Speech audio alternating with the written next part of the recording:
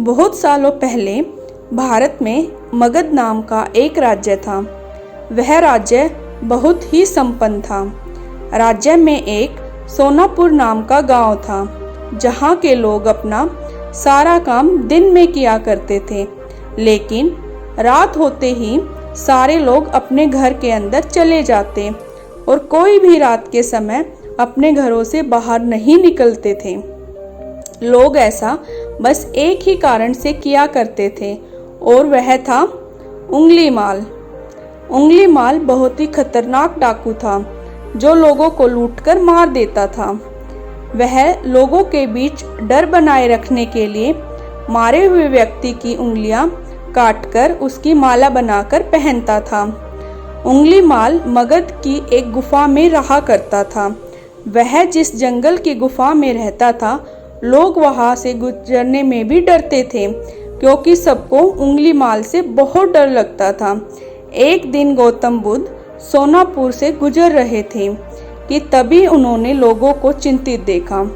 लोगों को इस तरह से परेशान देखकर गौतम बुद्ध ने उन सब से पूछा, क्या बात है, आप सब इतने डरे हुए क्यों हैं? ऐसे में लोगों ने महात्मा बुद्ध के सवालों का जवाब दिया। यहाँ एक डाकू उंगलीमाल का बुरा प्रकोप है। वह लोगों को लूटकर मार देता है और उनकी उंगलियों को काटकर उसकी माला बनाकर पहन लेता है। इसलिए हमारे गांव के लोग बेहद डरे हुए हैं। अब आप ही बताइए कि हम क्या करें? अच्छा, ऐसी बात है, तो फिर वह उंगलीमाल कहाँ रहता है? महात्मा बुद्ध ने लोगों से पूछा। ऐसे में एक व्यक्ति सामने आया और महात्मा बुद्ध को बोला, वह जंगलों में रहता है। जंगलों के अंदर एक गुफा है जिसके अंदर उंगलीमाल रहता है।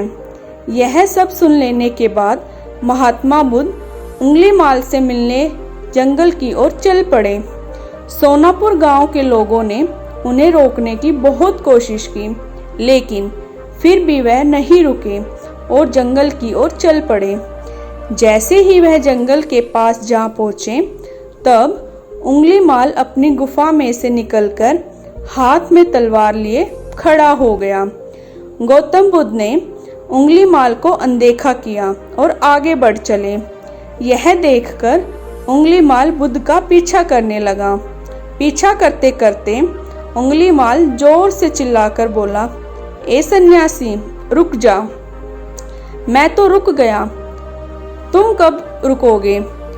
तुम अपनी यह हिंसा कब बंद करोगे? महात्मा बुद्ध ने कहा। ऐसे में उंगलीमाल क्रोधित हो गया। फिर उसने गौतम बुद्ध से कहा, सन्यासी, तू मुझे जानता नहीं है। मैं इस राज्य का सबसे शक्तिशाली मनुष्य हूँ। मैं नहीं मानता कि तुम सबसे शक्तिशाली मनुष्य हो। गौतम बुद्ध ने कहा।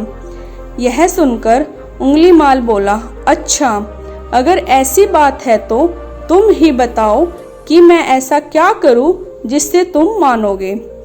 तुम जाओ और उस पेड़ पर से 10 पत्तियां तोड़ कर लाओ, महात्मा बुद्ध ने कहा।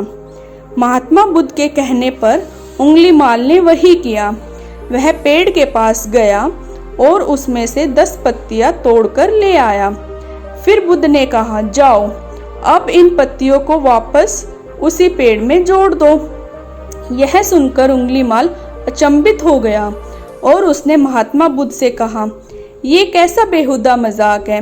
भला कोई पत्तियों को तोड़कर वापस पेड़ में जोड़ सकता है क्या? ऐसे में बुद्ध ने कहा, तुम खुद को सबसे शक्तिशाली कहते हो और इन पत्तियों को जोड़ नहीं सकते। अगर तुम किसी को जोड़ नहीं सकते तो उसे तोड़ो मत। अगर तुम किसी को जीवन नहीं दे सकते तो उसे मारो मत। यह सुनकर उंगलीमाल की आंखें खुल गई। वह बुद्ध के चरणों में गिर गया और उनसे माफी मांगने लगा। इसके बाद से उंगलीमाल बुरे काम करना छोड़ दिया और वह महात्मा बुद्ध का शिष्य बन गया। इस कहानी से हमें यह सीख मिलती है कि इंसान चाहे कितना भी बुरा क्यों ना हो, वह बदल सकता है।